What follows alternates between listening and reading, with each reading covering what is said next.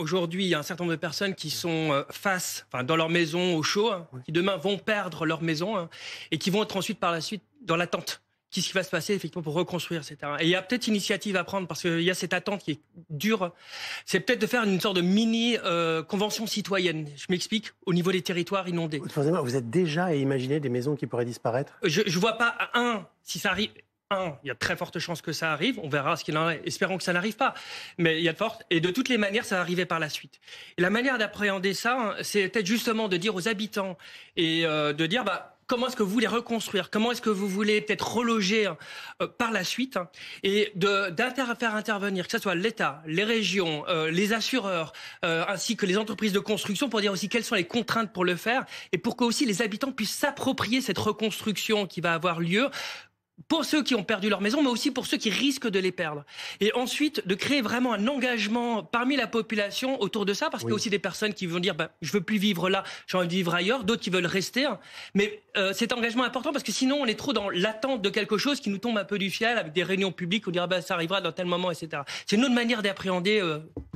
On se pose la question de temps à autre, Dimitri Carponnel, de savoir si cette notion si le rouge n'est pas devenu un peu rapidement mis en place. Vous savez, on s'inquiète toujours, c'est de se faire peur et après de façon excessive, et après les gens n'écoutent plus. Alors, est-ce que c'est une question que vous posez de temps à autre? L'alerte rouge est-elle à ce point nécessaire?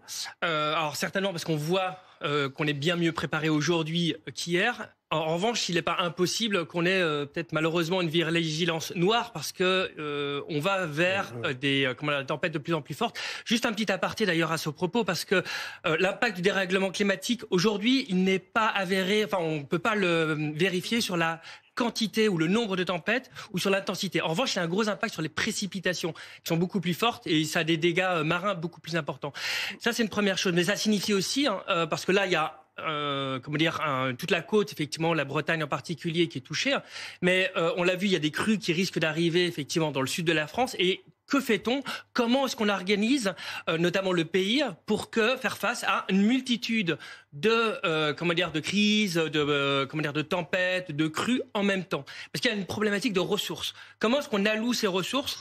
Et ça, je pense, c'est quelque chose qui va sans doute, je suis certain qu'on y travaille déjà, mais qui va devenir le plus important parce que peut-être qu'on n'aura pas les mêmes ressources à un endroit qu'à un autre. J'ai rêvé, vous avez parlé de vigilance noire. Oui.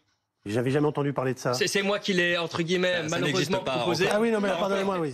Bon, très bien. Alors, il existe des vigilances violettes, en revanche, en Outre-mer, cette fois-ci pour les ouragans et les cyclones. Mais malheureusement, c'est le risque qu'on ait ça. Il y a des choses qu'on peut faire aussi en prévention, y compris au niveau des terres agricoles. Il faut savoir qu'il y a quand même beaucoup de labour. Et quand on laboure les terres, c'est notamment on va prendre la terre et vraiment la retourner, ce qui a plusieurs effets. Déjà, ça va casser en fait des grosses mottes de terre et en fait ça va faire respirer en fait la terre, oui.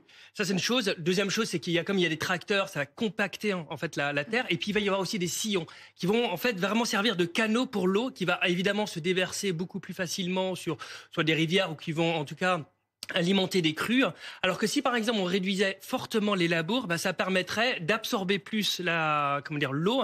Et là on dit l'eau est gorgée, les terres sont gorgées d'eau, et elles le seraient moins si on avait des pratiques agricoles qui seraient différentes. Est-ce qu'on a appris des choses dans les précédents épisodes qu'on a connus et qu'on évoque depuis le début de cette émission et qu'on va réévoquer dans quelques instants? Est-ce qu'on a appris à s'adapter? Est-ce qu'on en a tiré des leçons selon vous? Alors je pense que autant sur la partie juste après, juste avant les inondations, certainement. Ensuite, ce qui se passe, je dirais, dans 1 mois, dans 2 mois, dans 5 mois, dans 1 an, là, c'est beaucoup plus long et toute la période de reconstruction, je pense que c'est quelque chose qui est compliqué parce qu'il y a des coûts, il y a des problématiques d'assurance. Et là, je pense qu'il y a un vrai effort à réaliser par rapport à ça et peut-être aussi avoir des habitations ou des solutions pour que ce soit plus facile de reconstruire par la suite ou moins, en tout cas, vulnérable.